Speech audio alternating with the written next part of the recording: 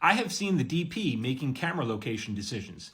I'm sure you have. So the DP is the director of photography, and they work very closely with the director, deciding where the cameras are going to be set up, what kind of lenses you're going to be using, what kind of filters, how the scene's going to be lit, what kind of lights you're going to use. They'll help decide how the scene is covered, meaning all the shots that you need so that when you go into editing, you have all the pieces that you need to assemble the scene. DP is an important job, especially on shows where the directors are just guests. So on many shows, the director will only do, let's say, 1 or 2 episodes a season. So how do you make sure that the look stays consistent from episode to episode?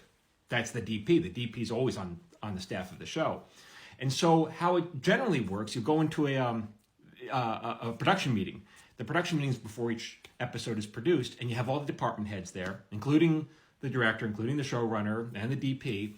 And the DP will lay out what they need for what they want to have for that episode. They might say, I want to have some sticks. I want it to be shot on with tracks or on a slider or whatever. Maybe they want to have a condor, which is a big lighting thing for outdoors. And then the director will be like, yeah, that sounds great, because the director will be like, that would look good in my reel.